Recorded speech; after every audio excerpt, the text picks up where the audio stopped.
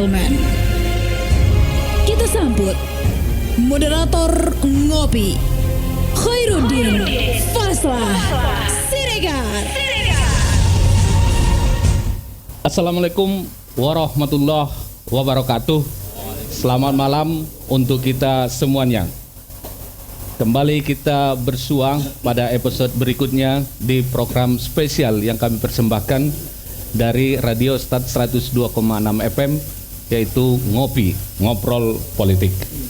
Pada episode ini akan kita diskusikan, yaitu meneropong bursa kandidat Madinah 1 tahun 2020.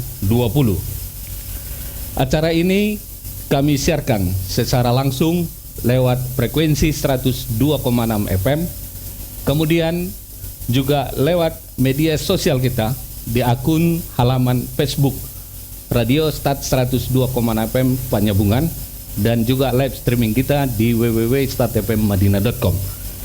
Pada malam hari ini kita akan melihat kembali dan meneropong serta mendiskusikan bahwa di tahun 2002 kembali kita menghelat 2020, maksud kami kembali kita menghelat perhelatan politik di tingkat Kabupaten Mengnattal. Madinah menjadi salah satu daerah yang ikut serta pilkada serentak gelombang keempat tahun depan. Madinah dengan masyarakat yang sangat heterogen tentu punya dinamika dan masalah-masalah yang harus diselesaikan demi tercapainya Mandailing Natal yang sejahtera. Ada permasalahan apa saja yang membuat Mandailing Natal berjalan begitu pelan setelah pemekaran 20 tahun yang lalu? Kita simak opening dari Ngopi pada malam hari ini. September 2019 telah ditetapkan sebagai tahapan awal Pilkada Mandailing Natal dan berujung pada September 2020. Selama setahun penuh, masyarakat Mandailing Natal akan dihadapkan kembali dengan tahun politik untuk memilih kepala daerah atau bupati. Ada beberapa calon yang digadang-gadang akan menjadi calon bupati dan wakil bupati Mandailing Natal. Riuh bursa calon begitu terasa. Namun tentu tidak sembarang orang bisa duduk di kursi orang nomor 1 Mandailing Natal. Dia harus kapabel, kompeten, mengerti keinginan rakyat, dan solutif. Seperti apa layaknya pemimpin yang dibutuhkan Mandailing Natal dengan segala dinamikanya? Start FM kembali mengadakan diskusi publik dalam acara Ngopi Ngobrol Politik dengan tema meneropong bursa kandidat Madinah 1. Menghadirkan Sobir Lubis, Irwan Daulay, Amril Lubis, Rois Batubara, Dr. Andus Khairuddin, Askolani, Amin Daulay, Tan Gozali, Sulhan, Ustadz Syahminan Rangkuti, Sakban Nur, Tajuddin Hasibuan, Onggara, Irwan Syah Lubis, Dodi Maratua, Akhiruddin Matondang, Iskandar Hasibuan, dan Muhammad Aswan Hasibuan. Dengarkan di saluran Radio Start 102,6 FM Panyabungan.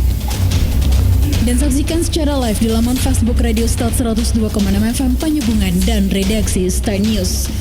Pada hari Jumat 20 September 2019 pukul 20.00 waktu Indonesia Barat.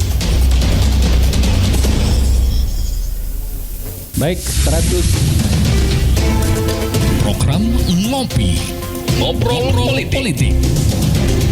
Rumah diskusi publik di Radio Start 102,6 FM. Baik, 102,6 FM saat serasi suara, satu kata penumpang pasti selalu di hati. Kita telah tayangkan tadi opening dari acara kita pada malam hari ini. Seperti yang dijelaskan di sini, kami juga akan menyampaikan data-data Mandailing Natal yang terkini dan juga sikap redaksi Start News di minggu ini. Kita akan berbicara dan kita akan mendiskusi bagaimana kita meneropong bursa kandidat Mandailing Natal di tahun 2020 yang akan datang. Kita tahu bahwa Mandailing Natal menjadi salah satu daerah yang ikut Pilkada serentak gelombang keempat ini. Setelah opening ini, kita akan saksikan apa yang telah dipersiapkan oleh tim redaksi Start News terkait dengan Mandailing Natal hari ini. Tentu juga kami akan minta nanti pendapat dan juga bagaimana Anda menyikapinya dan seperti apa pemimpin yang dibutuhkan oleh masyarakat Mandailing Natal. Kita saksikan.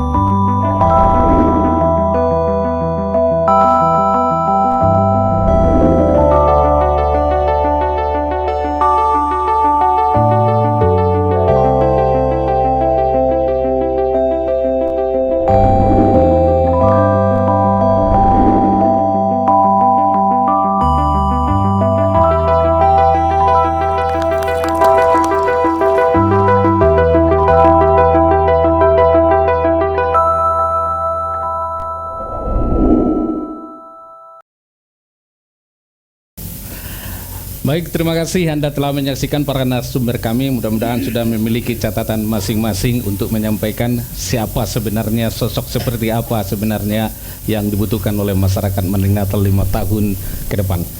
Baik, kita tahu bahwa Madinah di gelombang keempat tahun depan itu akan melaksanakan pilkada serentak.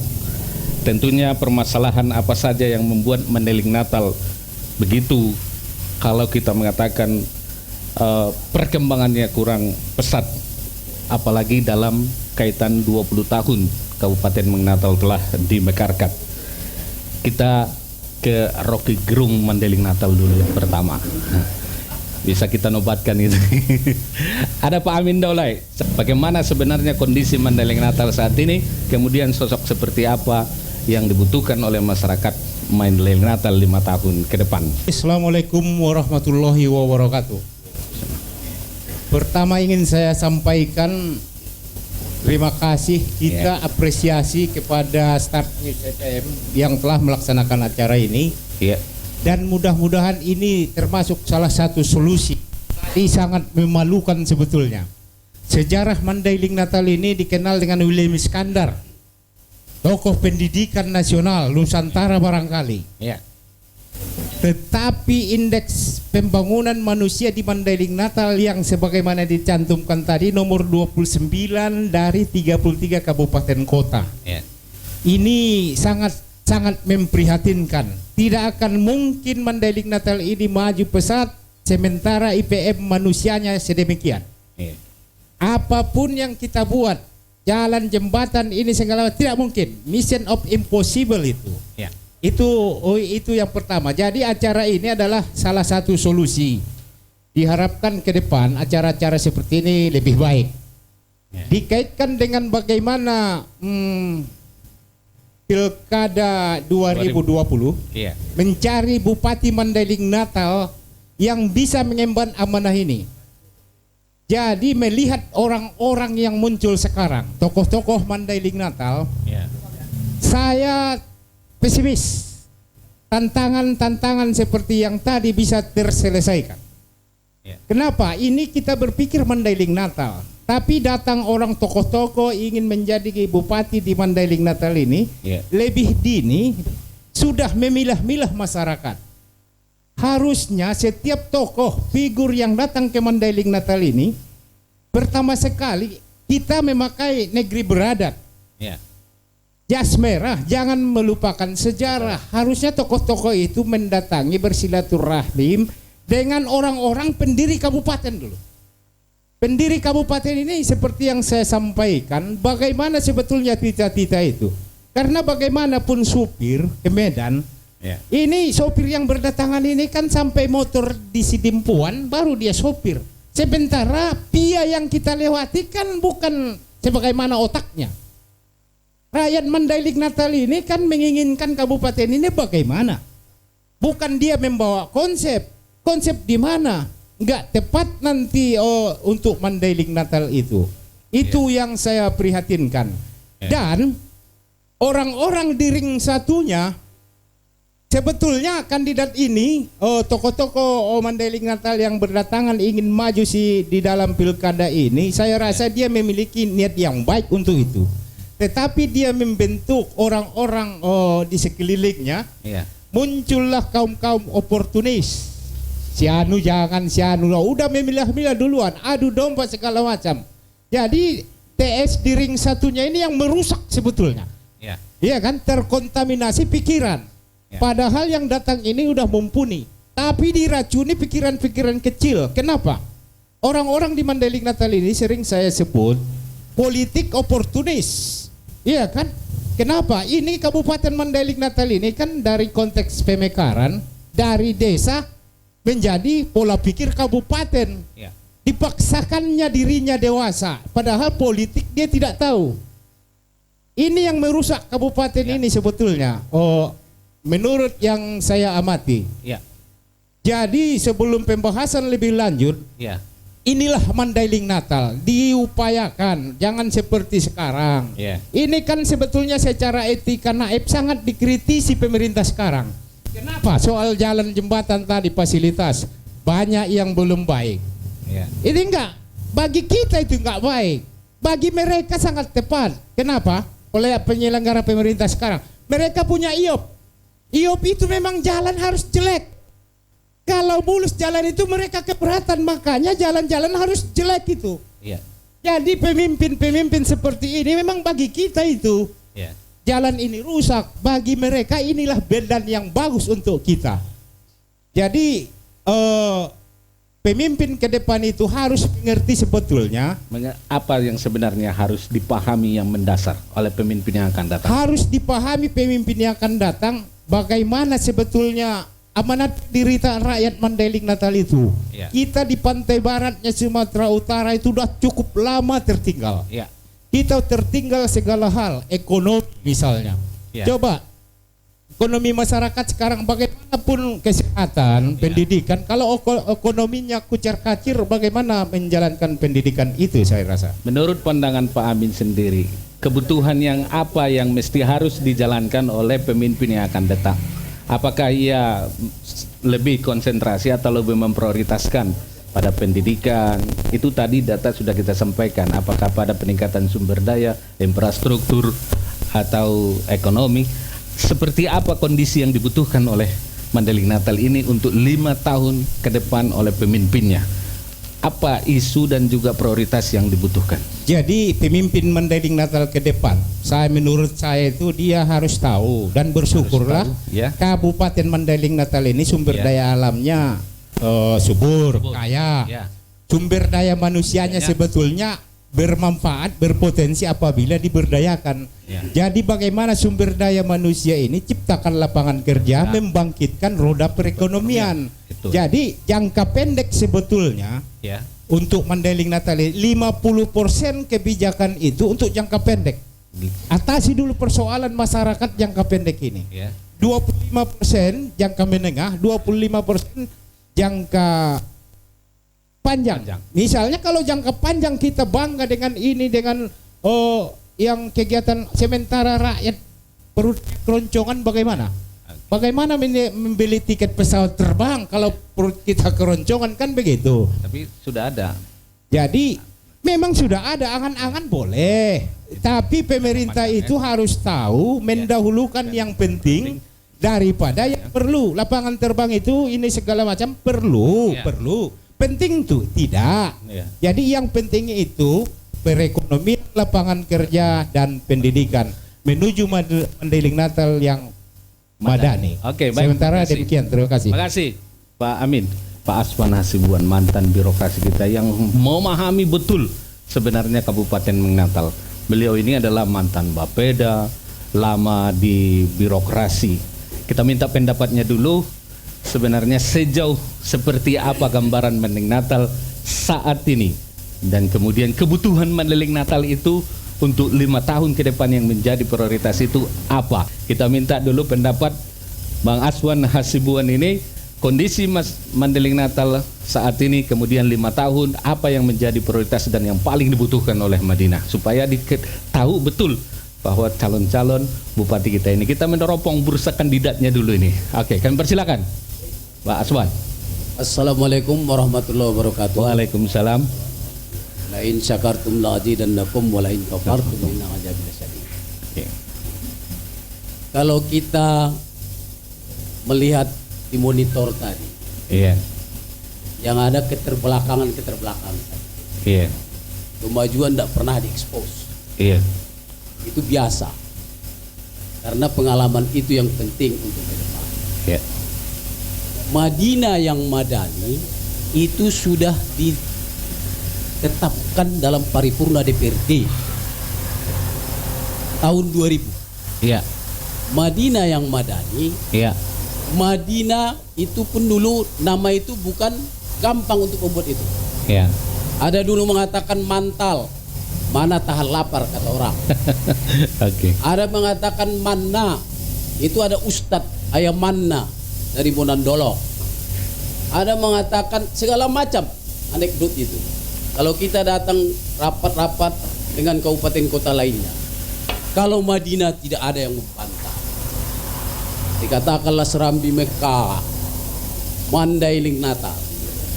Yang Madani kan berasal dari bahasa Arab, civil society. Artinya enaklah di sini semua, saling menghormati, tidak ada menghujat, indah dan sebagainya. Memang setiap kabupaten kota itu mempunyai moto. Kalau Asahan misalnya Rambati Rata Raya, kalau Labuan Batu misalnya Esa Hilang Dua Terbilang, kalau Serge misalnya negeri bertuah, tanah bertuah dan beradat. Jadi ini semua Madinah yang madani. Pernah saya memang di medsos, apakah dikembalikan ini bang? Tapi sudah ada negeri beradat taat beribadat. Negeri beradat taat beribadat sudah ada dalam Madinah yang madani. Jadi Madinah yang madani itu siapa yang bisa mewujudkan ini, itulah yang cocok untuk memimpin masa depan. Memang kalau mau jadi kepala daerah, banyak melihat hanya keindahan-keindahannya. Kalau saya jadi bupati, kemana saja protokoler. Ya. Yang tidak dibayar hanya bernapas. Semua protokoler, mulai dari pakaian, perumahan dan sebagainya, kesehatan. Yang indah-indah yang dilihat, yang paling penting. Dan apa yang kalau pasar tidak terbangun sampai sekarang, Ya. kita lihat sajalah. Saya juga Bisa mikrofonnya lebih dekat, Pak. sangat prihatin, sangat prihatin. Ya. Karena pasar inilah pusat perekonomian. Kabupaten ini pun dulu didirikan, yang pertama, peletakan batu pertama yang pertama sekali adalah pembangunan pasar. Dan itu liku-likunya luar biasa. Karena itu tanah terminal. Bagaimana tanah terminal untuk menjadi pasar? Membangun pasar itu harus ada pasar basah dan ada pasar modern. Memang kalau pasar kita yang sekarang sebaiknya itu dibangun pasar basah, bukan pasar modern. Tetapi banyak yang perencana-perencana sekarang melihat bagaimana, wah ini dia layout dari pasar itu. Ya. Luar biasa. Oke. Kita ikuti lebih 200 sekian miliar. Sebenarnya tidak perlu segitu dulu untuk membangun pasar itu. Cukup dibangun itu untuk rakyat, dikembangkan, baru dialokasikanlah untuk pasar yang mana lagi. Nanti akan terangkatlah perekonomian itu. Jadi kepala daerah yang akan datang harus jeli melihat itu. Melihat potensi ya. Potensi untuk indeks pembangunan manusia, Ya. tahu apa PDRB, Ya. tahu apa income per kapita, Ya. dan bagaimana kultur daripada Mandailing Natal ini. Jadi bupati di sini bukan gampang. Ya. Jadi bupati di sini harus tahu bagaimana kultur daripada Pantai Barat. Ya. Jadi bupati tidak dikatakan kalau sudah orang Mandailing asli bisa. Ya harus juga tahu bagaimana wawasan daripada daerah ini. Orang Mandailing yang lama di rantau Orang Mandailing yang lama di rantau janganlah hanya melihat protokoler tadi. harus tahu kultur. Harus tahu persis bagaimana yang ada di daerah ini. Oke. Apa yang harus dikembangkan. Jadi kalau datang kadang-kadang sudah purna bakti baru datang.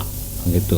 Ya. Sebelum purna bakti tidak datang. Gitu. Nah, Ya. maunya datanglah. Jadi datang mulai dari awal sampai sekarang. Jadi untuk pimpinan ke depan, saya pikir Madinah yang Madani itu adalah religius, agamis. Jadi di daerah ini kalau sudah bicara dengan religius, karena ini adalah kabupaten yang punya pesantren, ada 28 pesantren. Ya. Itu harus disikapi dan harus bisa memandang itu. Kekuatan pesantren ini luar biasa pada masa akan datang. Sekarang RUU pesantren mau ditetapkan itu di DPR RI. Sudah sah kemarin. Di tingkat 2, tinggal tingkat 2. Pembahasan tingkat Pembahasan tingkat 2. Pembahasan tingkat 2 kan belum paripurna. Tinggal paripurna, ya, oke. Jadi akan keluar itu. Itu juga momentum kepada kandidat-kandidat kepala daerah. Mau jadi kepala daerah tidak bisa sendiri. Harus ada wakil kepala daerah. Ya. Wakil kepala daerah kita boleh lihat. Ya.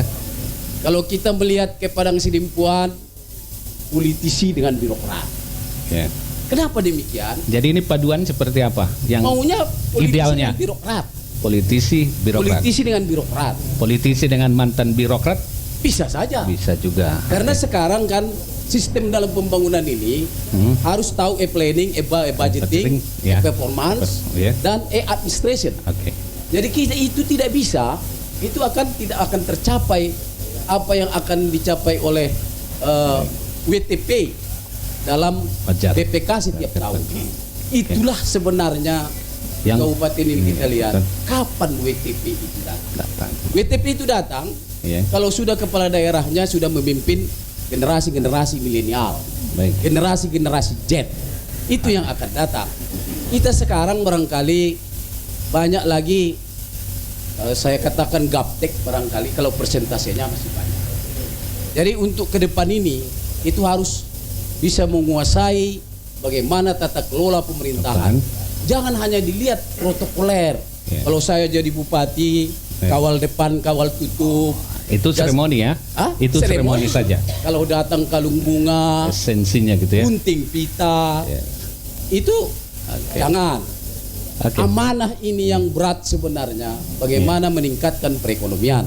Infrastruktur yang ada sekarang itu memang sudah waktunya menurut umur dari kabupaten ini. Tetapi karena ada yang mengatakan masih jalan di tempat, itu kacamata masing-masing lah. Ada kacamata minus, ada kacamata Reben, ada kacamata sebagainya. Yang putra yang datang dari luar Kabupaten Mandailing Natal, saya yakin mungkin ada yang pendidikan dulu di sini sampai SMA. Tapi kan mereka berhak juga kan? Berhak.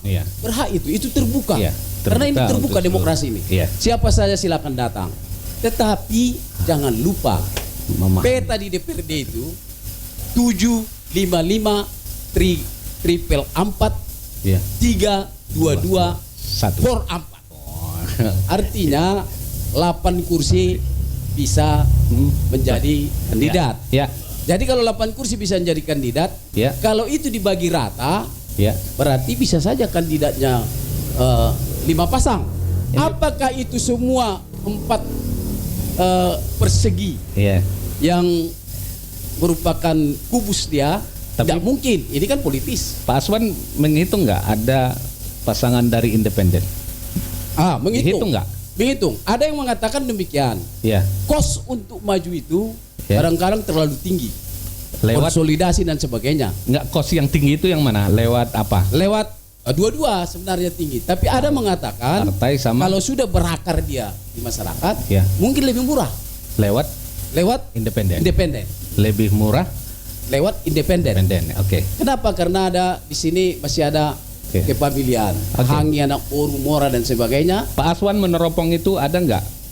Ada. Dari independen? Ada, tapi dia yang bersangkutan masih mencoba. Bagaimana nanti konsolidasi politik. Karena tidak mungkin kalau kita lihat yang saya sebutkan tadi 755 triple 4 322 1. Jadi kalau itu nanti ada barangkali justru akhir-akhir ini saya lihat ikuti di media sosial. Ada yang sudah mengatakan saya sudah bisa dapat 3. Saya tidak sebut kalah yang mana yang 3 itu. 3 perahu atau 3? Ada yang mengatakan 3. Saya sudah lolos lah dari situ. Tapi baru PDIP yang buka penjaringan. Baru secara itu. formal itu gitu. Baru 2 yang mendaftar. Makanya saya pakai baju merah pada malam hari ini. Apakah mungkin ada peluang lagi untuk mendaftar? Sehingga nanti bisa jadi kandidat dari PDIP. Walaupun saya dari Berkarya. Berkarya satu itu juga menentukan sekali. Sebenarnya pada malam ini saya bukan diundang dari Berkarya. Ini sebagai tokoh dan mantan birokrasi. Jadi birokrasi itu kita harapkan untuk ke depan ini perpaduan antara politisi dengan birokrat. Kita lihatlah kabupaten kota lain yang hasil. Idealnya ya. Tapsel, politisi dengan birokrat. Kita lihat semua. Palas, politisi dengan birokrat. Dan kita lihat semua rata-rata sekarang jaga itu.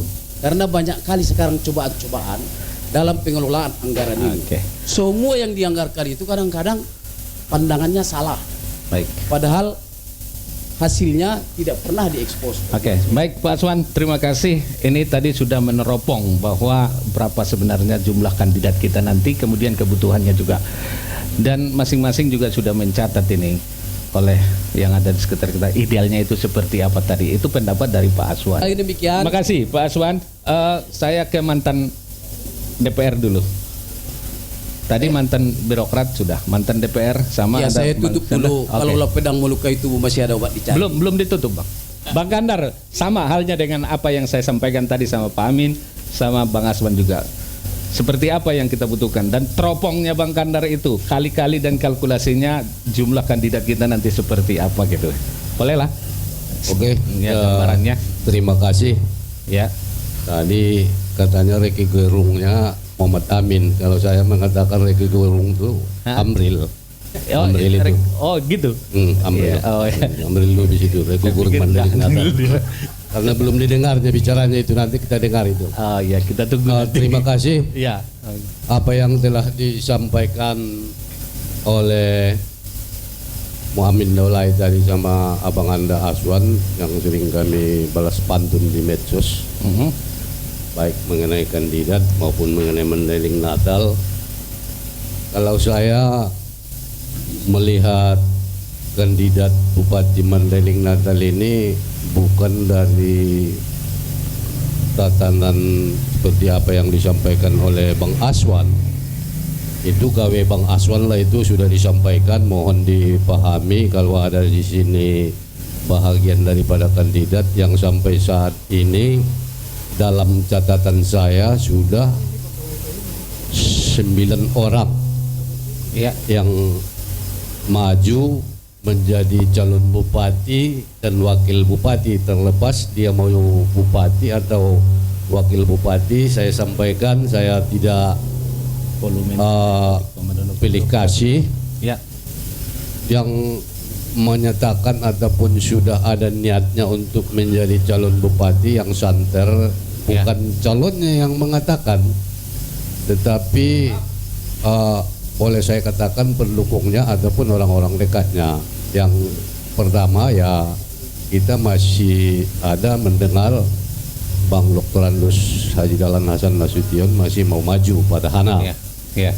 Dan itu sudah terbukti, sudah mengambil formulir di PDIP. Sudah mengambil formulir. Yang kedua, Haji Jafar Sweri, wakil bupati juga sudah bersama Tuan Bakri kemarin, gitu kan. Adinda Muhammad Amin Nasution, Ketua LBH Al-Amin, jauh-jauh hari. Kalau saya katakan ini yang pertama menyatakan ada niatnya, walaupun dia sebenarnya untuk menyampaikan secara langsung gamblang kepada masyarakat belum, tetapi kalau kepada saya di Rindang Hotel sudah disampaikan dan langkah-langkah itu sudah dibuatnya. Selanjutnya Idris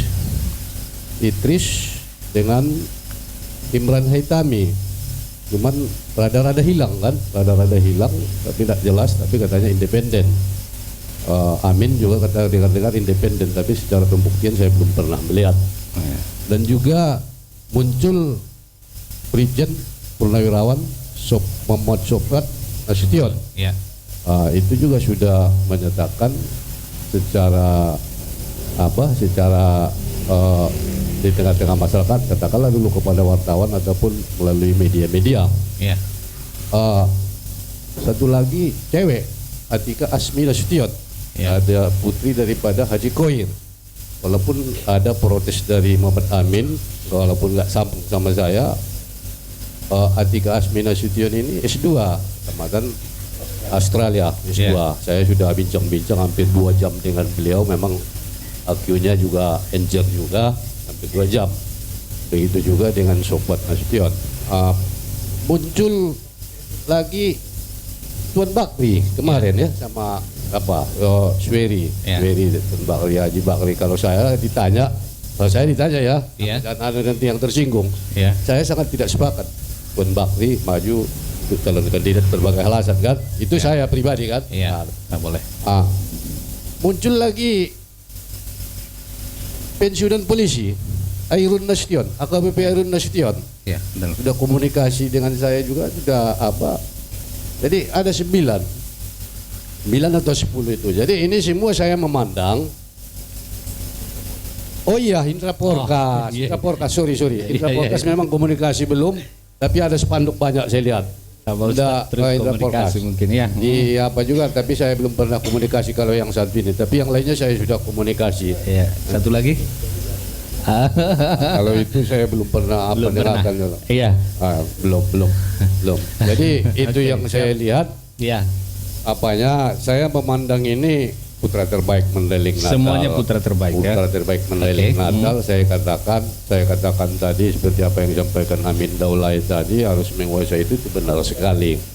Memang mereka pada hakikatnya kalau saya melihat satu persatu mempunyai niat untuk maju menjadi calon bupati ke Mandailing Natal adalah telah melihat kondisi Mandailing Natal kemungkinan karena sudah jauh maju, walaupun sebenarnya di dalam seperti apa yang disampaikan Muhammad Amin, di sana sini masih compang-camping. Inilah yang mereka mau perbaiki. Ya.